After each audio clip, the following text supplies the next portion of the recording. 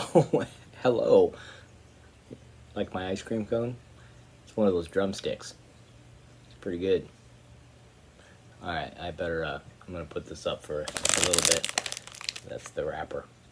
Yeah, not the wrapper, but the wrapper for the ice cream cone. Yeah, there was a little bit of a dad joke, I guess.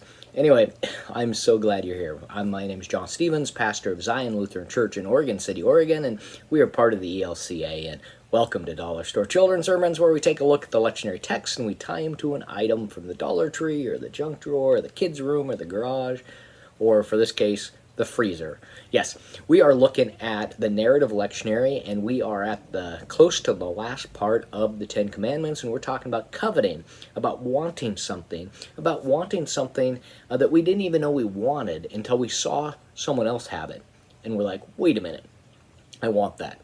So, whether that be an ice cream cone or the latest iPod that dated me, the latest iPhone, or the iPod, because actually the older iPods are pretty collectible and people who use them will use them forever.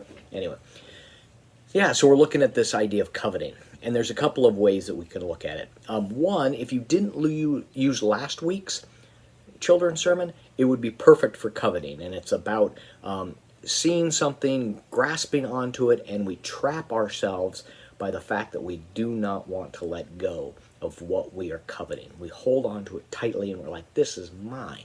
I want this. So go back and look at that. Won't explain it all.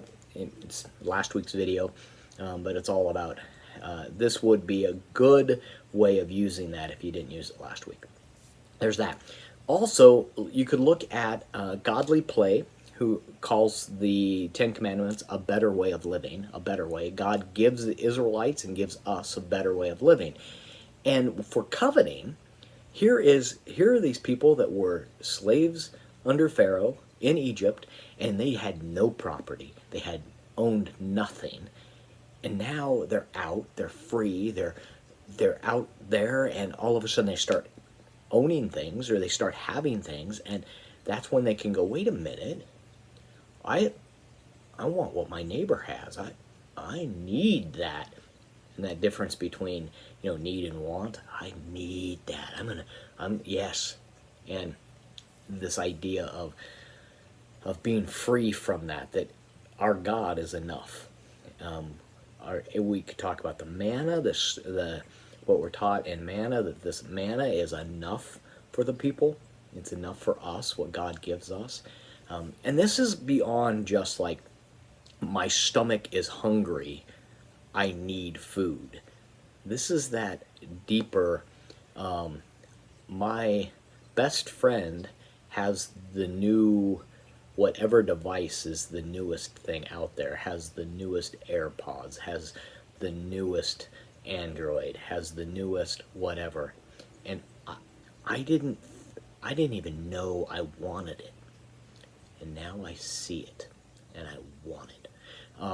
And that feeling of being trapped, of being controlled by the want of something else, and that God gives us a way to be free from that. We don't need to covet, because what God gives us is enough, and freeing ourselves from that, or being freed from that. So that's the direction that I'm going, is looking at this better way of living. That I don't need to be concerned about what my neighbor has, because what God has given me is enough. And in all honesty, by the time I get what my neighbor has, my neighbor's going to have something else, and I'm going to want that, and I'm going to want that, and I'm going to want that, I'm going to want that, and it just, when does it stop? It's not healthy, it's not the way to live. And so God gives us this better way of living by telling us that we aren't to covet. And we're not to covet, because that's a better way of living. All right, hoping this can be a springboard for your own thinking around your children's sermon. I am so thankful for your partnership in this ministry, for the work you're doing. You are rocking it. And I know that probably 5 or 6 years, maybe 10 years, I'll come back and I'll look at that and be like, did I really, you're rocking it? That's the phrase I used, but I'm going to use it. and I like it. You're rocking it. Thank you so much for the work you're doing and how you're caring and loving your kids and your families. And yeah, thank you. All right, I will see you next week. Peace.